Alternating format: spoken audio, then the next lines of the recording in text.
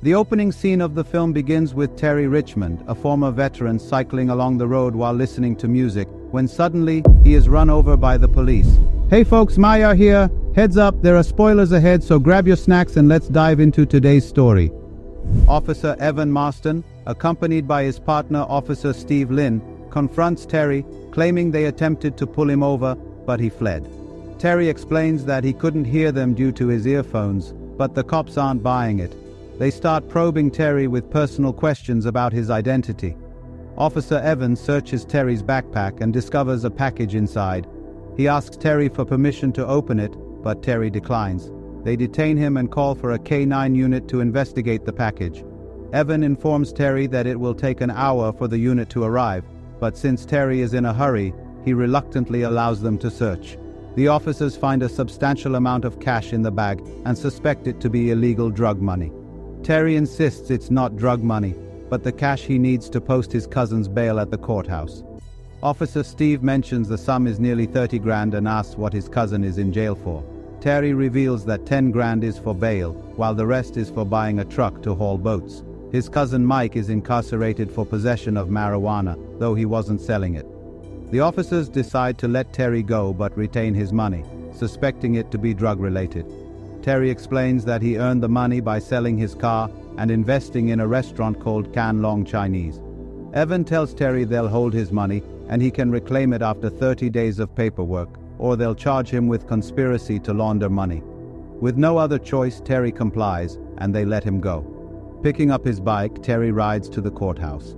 There he meets Elliot, a court clerk. Terry asks Elliot to post his cousin's bail, but Elliot informs him that the cops took all his money.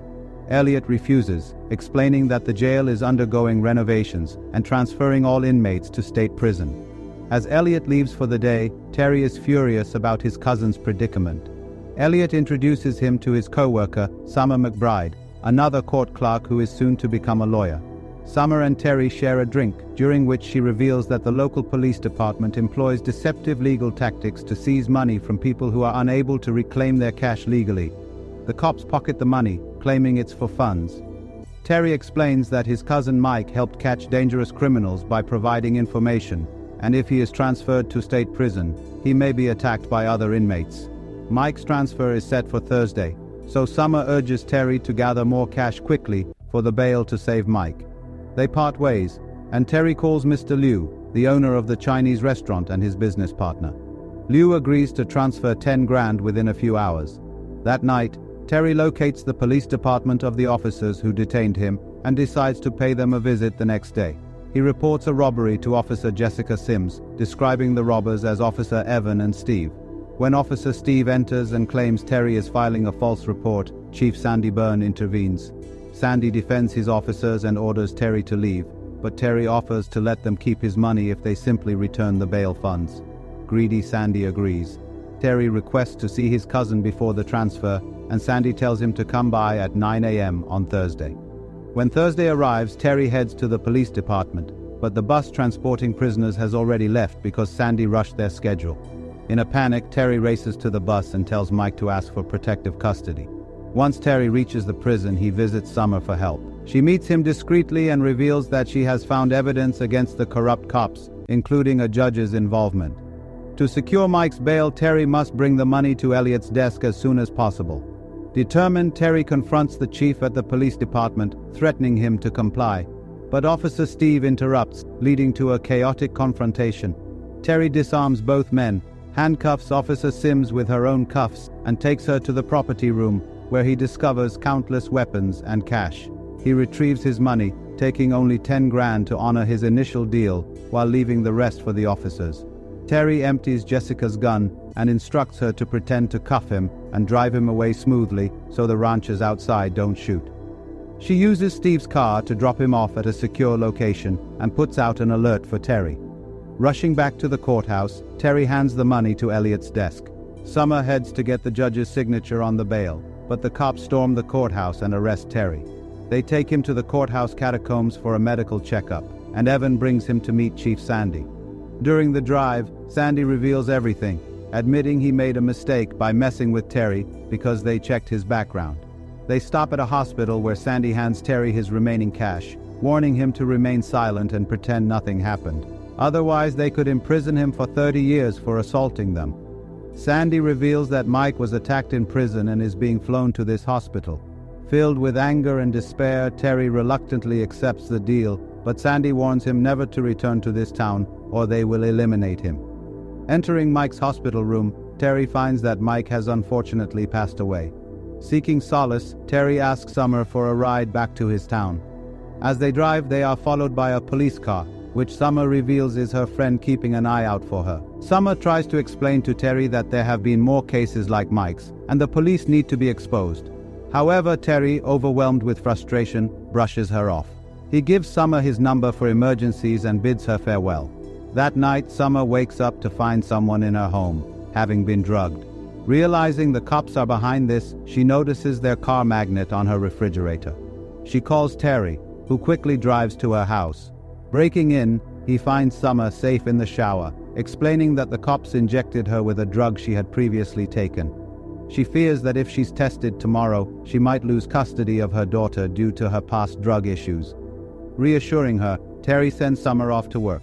Surprisingly, the judge wants to meet with Summer for a drug test, indicating he's in cahoots with the cops. Summer, terrified, complies and provides her urine sample, knowing her fate is uncertain. Meanwhile, Terry runs into Officer Steve, who has his partners blocking the streets. Terry cooperates, but Steve shoots him for returning to town. Though injured, Terry fights back, subduing Steve and escaping into the fields.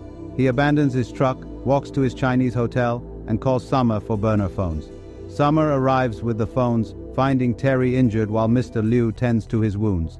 Together, they plot to gather evidence against the corrupt cops.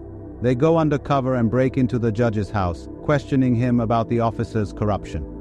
The judge reveals he has been collaborating with Sandy, explaining that Sandy's department is out of funds. He generated his own income by illegally processing cases through the courts, forcing defendants to fight for their money, only to lose every time. The judge benefited financially, as did the state, which legalized this practice by designating portions of the money for government funding. The police would make aggressive traffic stops, similar to what Terry experienced at the film's start. These searches were recorded on police dashcams, which could serve as evidence against the corrupt officers. Terry and Summer decide to steal these recordings, which are stored in the courthouse catacombs. They enter the courthouse but discover the officers are already there. They attempt to ignite a fire to destroy the evidence, but Summer stops him. Quickly, they grab the memory cards and start a fire again to avoid raising suspicion. Terry waits outside the car for Summer while she goes to retrieve her urine sample, but unfortunately she gets caught by the officers. Terry, noticing the cops kidnapping her, follows them to a secluded location where they split up. One officer remains behind and Terry drives into the police car, choking the officer and handcuffing him for questioning. Terry uses the officer's radio to contact Sandy, who proposes a trade, Summer for the memory cards. Terry agrees, and Sandy instructs him to meet at Rebel Ridge by dawn. At Rebel Ridge, Sandy's men wait until morning, but Terry doesn't arrive. Sandy receives a call from Terry while Officer Evans believes he has located Terry's vehicle.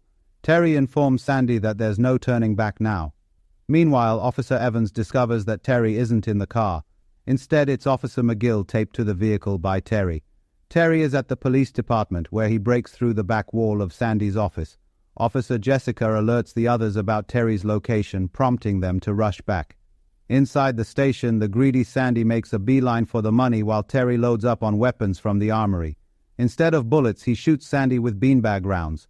Jessica arrives and Terry cooperates, knowing she is the friend Summer referred to. He entrusts Jessica with the memory cards and instructs her to release them. While he confiscates Sandy's arsenal, Sandy's men arrive outside. Terry hands Jessica a loaded gun for protection and stacks up Sandy's cash to douse it with gasoline. Jessica turns on Terry, insisting she doesn't want a shootout, and takes him outside. Officer Steve confronts Terry, crushing the memory cards underfoot. Steve declares that he incapacitated Summer, allowing them to shoot Terry without any witnesses. Officer Evans, realizing their mistake, steps up to protect Terry. They all point guns at one another, but Sandy shoots Evans in the leg, seizing his weapon. Terry looks at Jessica, who lowers her gun, prompting him to flee with Evans. They take cover behind a car as Terry throws smoke grenades at the officers. Evans instructs him to activate the car's dashcams, explaining that the recordings will go live in 3 minutes. Terry takes down the cops one by one, but refrains from killing them. He encounters Steve and exacts his revenge for the earlier shooting. Entering Steve's car where Summer is restrained, Terry turns on the dash cams and drives toward Evans to rescue him.